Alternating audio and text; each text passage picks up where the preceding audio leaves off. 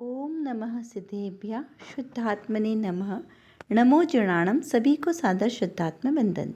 आज भाद्र पक्ष शुक्ल तृतीया का यह शुभ मंगल पावन दिवस है और कुछ ही दिनों में 10 लक्षण पर्व भी प्रारंभ होने वाले हैं। इस महान अवसर पर हमें यह प्रतिज्ञा करनी है कि किस प्रकार से हम पिछले वर्षों से 10 लक्षण पर्व मनाते आ रहे हैं, उसमें हमने क्या नवीनता की और क्या हमने अभी तक ऐसा का अपूर्व कार्य नहीं किया जिसकी हमें उपलब्धि प्राप्त हो। तो ऐसी भावना के साथ जो हम 10 लक्षण महापर्व को इस बार पूर्णतः शुद्ध भावना के साथ मनाएंगे, उसमें दान का विशेष महत्व है। तो इस प्रकार दान और त्याग क्यों? क्योंकि 10 लक्षण पर्व संयम का प्रतीक है, अष्टानिका पर्व वैभव का प्रतीक है, क्योंकि चतुर्निकाय के देव अपने संपूर्ण वैभव के साथ नंदीश्वर द्वीप जाकर वहाँ पर 8 दिन तक बहुत ही ठाट बाट से पूजन अर्चन करते हैं। किंतु ये 10 लक्षण धर्म मुनिराजों के लिए संयम का प्रतीक, क्योंकि मुनिराज ही तो 10 लक्षण धर्मों को धारण करते हैं और उसकी आराधना करते हैं। तो ये 10 दिन आराधना के विशेष रूप से पर्व हैं। तो यहाँ पर आज जो हमें संदेश प्राप्त हुआ है वह श्री पद्मनंदी पंचविंशति का ग्रंथ के दानोपदेश के प्रकरण की जो 32 नंबर का गाथा है उसके आधार से लिया गया है, जो आचार्य पद्मनंदी देव द्वारा विरचित ये बहुत ही सुंदर चरणानी योग का ग्रंथ है। तो चलिए आज इस मंगल अवसर पर पढ़ते हैं पहले आज का यह संदेश। लिखा है कि श्रावक को निरंतर अपने धन के अनुसार 1 ग्रास अथवा आधा ग्रास अथवा चौथाई ग्रास अवश्य ही दान देना चाहिए, क्योंकि इस संसार में अपनी इच्छा के अनुसार द्रव्य किसे और कब मिलेगा जो उत्तम पात्र दान का कारण बन सके, यह कुछ भी कहा नहीं जा सके। क्या कहा यहाँ पर कि ऐसा हम नहीं बता सकते कि हमने किस उत्तम पात्र को दान दिया और वह हमारे अपूर्व या सातिशय पुण्य में निमित्त बने। तो यहाँ लेकिन बुद्धिपूर्वक श्रावक को निरंतर दान की भावना भानी है, और जो उसने गृहस्थ है तो गृहस्थ जीवन में उसकी जितनी भी आजीविका है उसके अनुसार उसे दान का भाग निकालना चाहिए, यानी दान तो निरंतर देना चाहिए, प्रतिदिन देना चाहिए। यदि वो प्रतिदिन ना दे सके तो मंथली जो हमारी इनकम होती है, मंथली हमारी उसका हमें आधा भाग दान के लिए अलग से निकाल कर देना चाहिए, कि जहाँ पर भी आपका मन करे, जहाँ आवश्यकता हो वहाँ पर तो आधा ग्रास दे या 1 ग्रास, मतलब उसका 1/3 भाग दे, आधा भाग दे या फिर 1/4 भाग दे, लेकिन दान अवश्य देना चाहिए अपनी श्रद्धा के अनुसार। क्यों? क्योंकि श्रावक जीवन है, गृहस्थ आश्रम है, तो उसमें उसे धन की तो आवश्यकता है ही, क्योंकि धन को भी तो 11वां प्राण कहा है, लेकिन आवश्यकता से अधिक धन नहीं हो। कई बार लोग ऐसा कहते कि अरे हमारे पास तो इतने पैसे नहीं हैं, लोग इतनी बड़ी बड़ी बोलियां लेते, इतना इतना दान देने की हमारे में सामर्थ्य नहीं है, तो हम तो कोई दान देते नहीं है। तो यहाँ पर ऐसा नहीं कहना, क्योंकि ज़रूरी नहीं है कि आप बहुत पैसा दो। जिसने बड़ी बड़ी बोलियां लिए उसने सिर्फ मान कषाय के लिए दान दिया है तो उसका वो दान भी निष्फल हो गया। उसने दिया मंदिर बनवाने के लिए दान, और चाहता क्या है कि वह मंदिर में सबसे बड़े अक्षरों में मेरा नाम लिखा होना चाहिए। मूर्ति उसने विराजमान की, लेकिन भाव क्या है कि वो मूर्ति पे, प्रशस्ति पे मेरा नाम लिखा है, मेरे परिवार का नाम है, मेरे यश कीर्ति बढ़ेगी, मुझे पुण्य की प्राप्ति होगी। यदि इस भावना के साथ उसने वो दान दिया है तो उसका वो दान किसी काम का नहीं है, निष्फल हो जाएगा। लेकिन किसी व्यक्ति के पास ज़्यादा धन नहीं है, उसकी कमाई भी बहुत कम है, तो उसने अपनी कमाई के अनुसार, अपनी सामर्थ्य के अनुसार उसने 1 रुपये का भी दान दिया है, गुप्त रूप से दान दिया है, गुल्लक में डाला है, लेकिन इस भावना के साथ कि मेरे पास जो द्रव्य है ये मेरा नहीं है, मुझे इस द्रव्य को दान देना है, अपनी आसक्ति घटाने के लिए दान दिया, तो उसका वह दान सफल होगा। वो 1 करोड़ के 1 करोड़ के तुलना में वो 1 रुपये का दान उसका ज़्यादा कार्यकारी है। तो इस प्रकार दान में मात्र भावना प्रधान है, द्रव्य की क्वांटिटी प्रधान, द्रव्य प्रधान नहीं है, भावना प्रधान है, इसलिए दान अवश्य देना चाहिए। अब देखिए, ये तो है कि दान देना चाहिए, ठीक है, लेकिन किसे देना चाहिए और कब देना चाहिए, इसका भी तो कोई निर्णय होना चाहिए ना। तो किसे देना चाहिए, तो सबसे पहले जो आगम में वर्णन आता है उसमें 3 प्रकार के पात्र कहें। उत्तम पात्र, पात्र भी 3 प्रकार के होते हैं, उत्तम पात्र, मध्यम पात्र और जघन्य पात्र। अब उसमें से भी पहले 3 भाग करेंगे, पात्र, अपात्र और कुपात्र। ठीक है, तो यहाँ पर पात्र मतलब जो उसके योग्य है, अपात्र यानी जो बिल्कुल भी योग्य नहीं, कुपात्र मतलब उसको दान देना या करुणा दान देना, इस प्रकार से उसको समझना। और जो उत्तम पात्र बोले, पात्र जीव, उसमें पात्र में फिर 3 भेद कौन से करें, उत्तम, मध्यम और जघन्य। तब उसमें उत्तम पात्र में आएंगे मुनियारी का श्रावक, मुनियारी का जो सकल संयम व्रती है, महाव्रती है, वो आएंगे उत्तम पात्र में। फिर मध्यम पात्र में एक देश व्रती श्रावक जो अष्टमूल गुणादिक का पालन करते हैं, अनुव्रत आदिक लिए हैं, ऐसे जो गृहस्थ में नहीं रहते, क्षुल्लक, एल्लक जी, ये सब काय में आएंगे, आरिका जी, ये सब एक मध्यम पात्र में आएंगे। और जघन्य पात्र में आएंगे सम्यक दृष्टि श्रावक, श्रावक जो विद्वान है, श्रावक है, जिन्होंने अष्टमूल गुण का त्याग किया है, अपना जीवन नियम संयम से साधना करते हैं, अपना आत्मस्वरूप और पर रूप दोनों को जानते हैं, समीचीन, जिनको ज्ञान है कि मैं आत्मा हूँ, पर द्रव्य का कर्ता भोक्ता नहीं हूँ, वही सम्यक दृष्टि है ना। जो सच्चे वीतरागी देव शास्त्र गुरु के सच्चे श्रद्धानी है, दृढ़ श्रद्धानी, क्या कहा, जो सच्चे देव शास्त्र गुरु के दृढ़ श्रद्धानी है वो सभी जीव श्रावक की संज्ञा में आएंगे। तो इनको दिया हुआ दान ये हमें सुपात्र दान है, ये फल हमें अच्छा फल देगा। लेकिन अगर कुपात्र को दान दिया, जिसे करुणा दान दिया, जैसे हॉस्पिटल बनवाना, अनाथालय खुलवाना, गरीबों को दान देना, उनको भोजन किट देना, कपड़े कंबल बांटना, पेन कॉपी बांटना, ये सब करुणा दान में जाएगा। और इसका फल है कुभोग भूमि के मनुष्यों में जन्म लेना, अंतर्द्वीप वाले, यानी उसके दान का फल कुछ खास अच्छा नहीं है। और अपात्र दान को, जैसे हमने कोई रास्ते में कोई भीख मांग रहा है, अब हमने उसको दे दिया पैसा, अब उसने क्या किया, उस पैसे से जाकर उसने शराब पी ली, सिगरेट पिया, गंदा जो भी उसने अभक्ष भक्षण किया, तो वो हमारे किसी काम का नहीं है। वो अभक्ष भक्षण, अपात्र दान को दिया गया दान शव को मंडाने की तरह है। शव को मंडाना यानी जो शव है, आप शव को कितना भी श्रृंगारित करो, उसको कितने भी वस्त्राभूषण पहनाओ, उसे कोई काम का है क्या, नहीं, तो वो हमारा दान देना निष्फल चला जाएगा। इसलिए दान भी देना तो सोच विचार कर जो उत्तम पात्र है उनको दान देना। उसके बाद आप जिनालय बनाओ, जिन मंदिर बनाओ, जिन वाणी की भैया वृत्ति कराओ, इन सब में जो आपका दान जाएगा वो फिर भी आपका प्रभावना के इसमें सही जगह लगेगा, पुण्य का बंधक करेगा। लेकिन अपात्र और कुपात्र को दिया गया दान निष्फल जाएगा, किसी भी काम का नहीं है। इस प्रकार दान के प्रकरण को समझना, और भी विस्तार रूप से अगर आप इसको और पढ़ेंगे, मूल ग्रंथ में से पढ़ें, रत्नकण शावकाचार्य जी में से पढ़ें, तो वहाँ बहुत ही सुंदर वर्णन किया गया है। अभी हमारे पास समय सीमा है, इसलिए हम इसको शॉर्ट में ही लेते हैं। अब देखते हैं रत्नकणिका में यहाँ पे प्रश्न क्या किया है श्रोता ने प्रश्न किया है कि सम्यक दृष्टि को भी शुभ भाव आते हैं, पर उसको अशुभ भाव के काल में आयु का बंध किस लिए कहा। क्या कहा, सम्यक दृष्टि को भी कभी कभी अशुभ भाव आ जाते हैं, हर बार उसके शुभ भाव चलेंगे ऐसा नहीं है, कभी अशुभ भाव भी आ सकते हैं, पर उसको शुभ भाव के काल में आयु का बंध किस लिए कहा, क्योंकि अशुभ भाव आए लेकिन उस समय में आयु बंध नहीं हुआ। आयु बंध कब होगा, उसको शुभ भाव के काल में होगा, तो ऐसा क्यों, ये श्रोता का प्रश्न है। उसका समाधान करते हुए कहते हैं समयसार जी, कलश में 116 नंबर का जो कलश है उसके आधार से यहाँ पर इसका समाधान हम समझते हैं। सम्यक दृष्टि को भी अशुभ भाव आते हैं, पर वे तो ज्ञान में ज्ञेय के तरीके से जानते हैं। उस काल का कर्ता भोक्ता वो जीव नहीं है, स्वयं की शुद्ध स्वभाव की दृष्टि के जोर के कारण जब शुभ भाव आते हैं तब भविष्य का फल निर्धारित होता है, भविष्य का बंध होता है।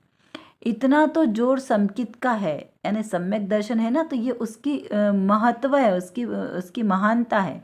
क्योंकि सम्यक दृष्टि जो मनुष्य या तिर्यंच हो तो उसे वैमानिक और देवलोक में जाना है, देव हो तो मनुष्य में जावे, अशुभ भाव हो तो दूसरे बंध होंगे, अशुभ भाव के फल में बंध उसका दूसरी दुर्गति का बंध होगा।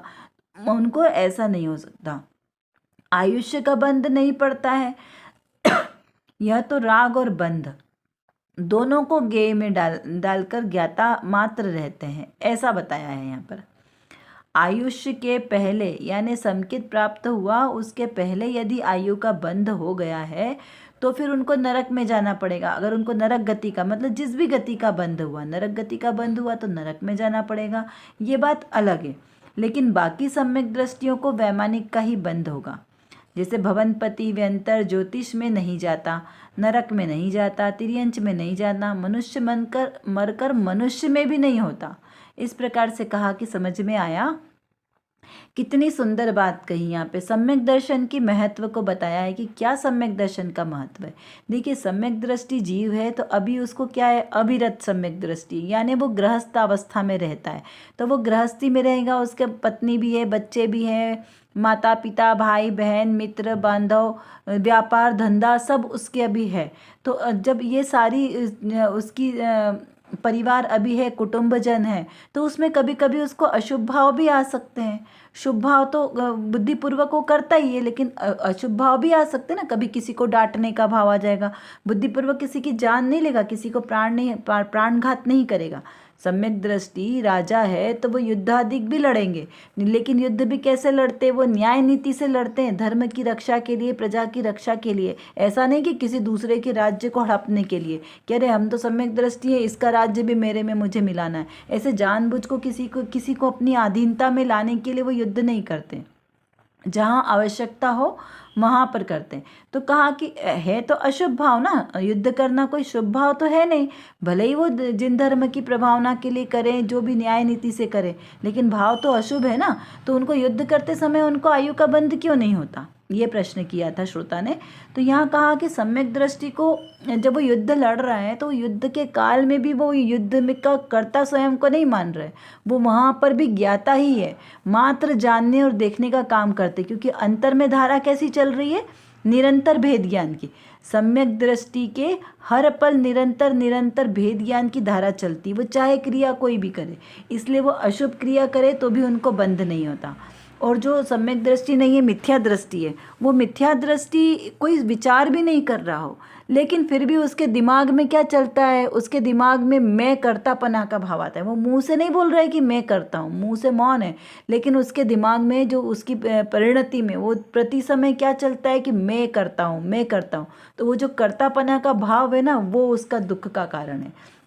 तो इस प्रकार सम्यक दृष्टि ज्ञाता भाव से मात्र सबको जानने देखने का काम करते हैं, उनके कर्ता भोक्ता नहीं है, इसीलिए उनको बंध नहीं होता।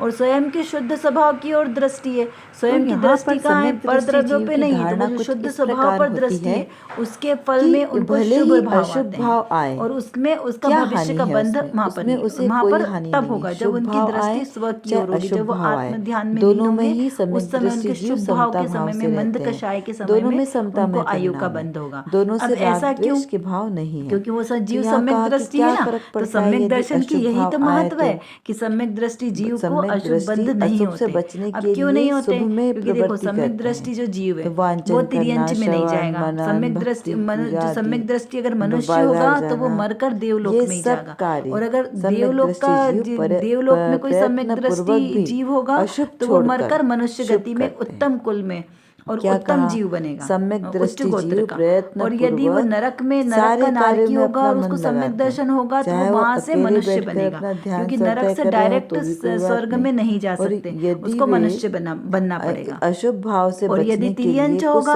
और अगर तिर्यंच होगा तो वो मरकर मनुष्य बन सकता है और देव में भी जा सकता है, दोनों उसके लिए खुले रास्ते। वो अशुभ भाव कर तो रहे, यदि कोई जीव मनुष्य ही है सम्यक दृष्टि, तो मनुष्य सम्यक दृष्टि जीव मरकर मनुष्य नहीं बनेगा। ये क्या, ये नियम है, क्योंकि मनुष्य वाला जीव मरकर देवगति में ही जाएगा। देवगति का जीव, देवगति से देव जो सम्यक दृष्टि, वो मरकर देव नहीं बनेगा, वो वहां से मनुष्य में ही आएगा।